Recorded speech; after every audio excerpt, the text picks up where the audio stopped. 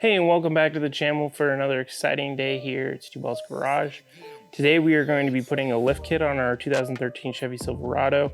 The lift kit that we've chosen to go with is back here on the table behind me. It is the Rough Country 3.5-inch lift kit for four-wheel drive. The reason you can tell it's for four-wheel drive is because we've got this diff drop in the front, as well as, these diff spacers, which I'm going to move over here next to the drop kit. So this kit particularly comes with new A-arms for the front, these two, and they are looking pretty good. They are forged if I remember correctly, don't quote me on that. And then we've got spacers for the front to put above your struts, just to give us that 3.5-inch in the front. So then in the back we have these 3.5-inch blocks that we're going to stick in the back to give us a level looking truck. And we have the struts for the back, a bunch of hardware. All in all, it's a pretty simple kit. It also comes with, in this little tube, we've got some stickers. I haven't decided if I'm gonna put those on yet. I'm not a huge fan of ghetto stickers. I don't know how ghetto they look. And then we've got some instruction manuals. So let's pull in the truck and start tearing apart this stuff and see where we get. So one of the most important things we can do for this is to see what we are dealing with beforehand and then see how it looks after.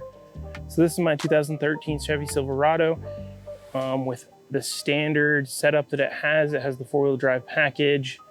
But as you can see, if we compare the front to the back, it's got a little bit of a rake. So the rake means the front sits lower than the back half. And then whenever you're towing stuff, then hopefully the back end will drop and be level with the front. The reason I'm doing this is when I'm off-roading, I've had many a times where the middle of the truck is so low that it causes to rub when you go over any sort of berm or anything. So I'm hoping by going with this 3.5-inch, that should hopefully give me, it's meant to give you 1.5 in the back and 3.5 in the front. I'm hoping that gives me a little bit more clearance when I'm off-roading to avoid high centering my vehicle on any sort of obstacles. I'm not planning on going too crazy with it, so I didn't go over with coilovers or anything too crazy. I just needed a little bit of extra clearance when I'm driving up through the mountains, which so happen to be right there. You can hopefully see the mountains off in the distance. Then when I'm driving up in there, I don't want to high center my vehicle or scrape the bottom of it if I can avoid it. So I'm hoping that this 3.5-inch lift kit, number one, looks amazing. And number two, gives me that extra little bit of clearance that I need in order to make it over those obstacles I'm already going over. I just don't want to scrape.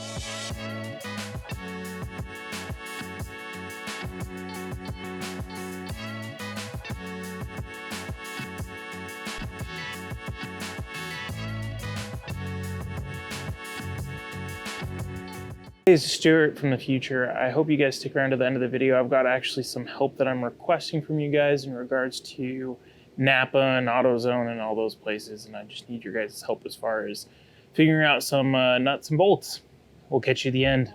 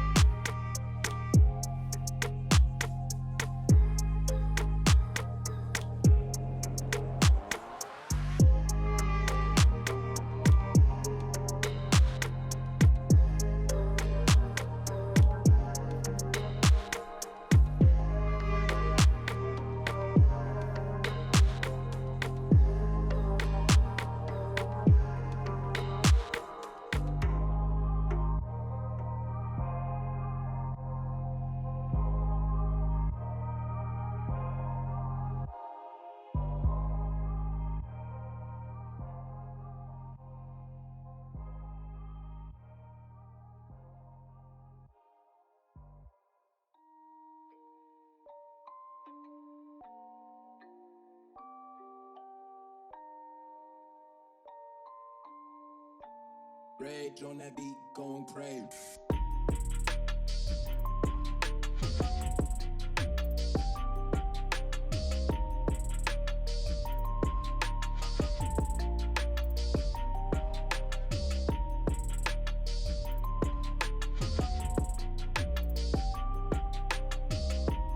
So we've made some really good progress today as far as getting the lift kit in the front end.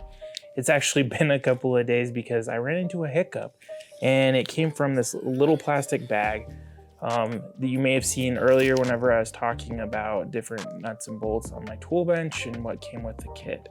So inside of that came this little black nut, and this nut is really important. It is actually connected to the upper control arm. It connects the upper control arm to the knuckle.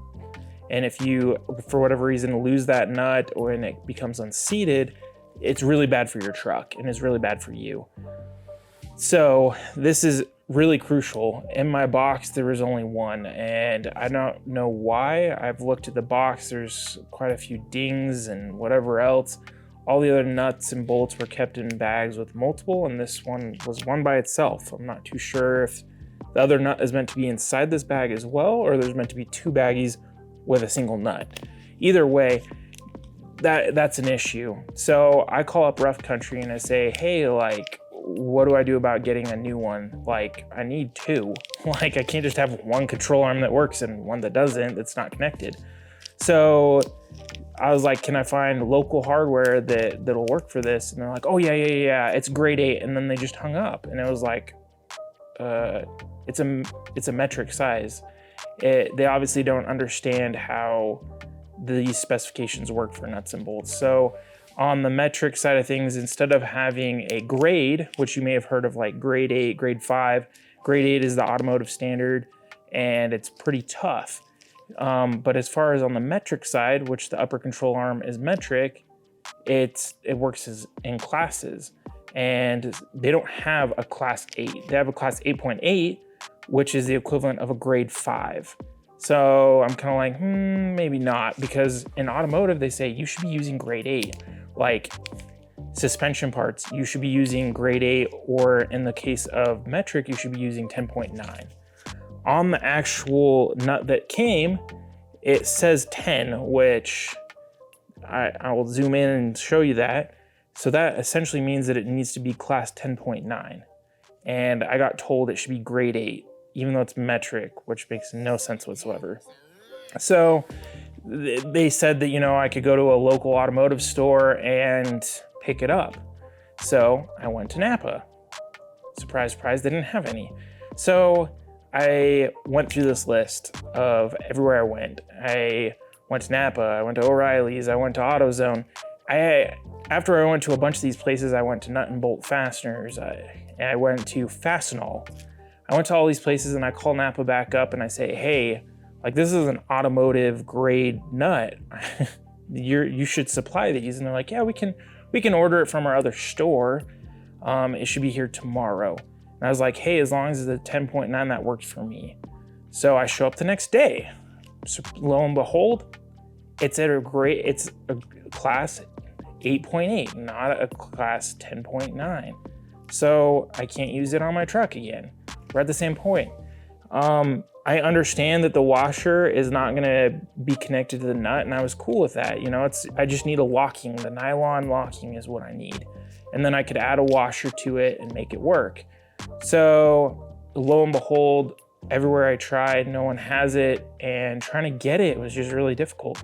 So the reason I'm telling you all this is if you, for whatever reason, lose your nut, this nut, and you need a new one, you're gonna end up, the easiest thing I found was actually going to McMaster-Carr and ordering it through them. It's on order right now. It's not the fastest. You can pay for overnight shipping, but it was gonna be like $40 to overnight it. That's not worth it I need one more. In this case, I'm actually probably gonna replace both of them and just put really good hardware on both sides and just call it good. But if you run into that situation, make sure you're putting the correct grade of stuff on your vehicle.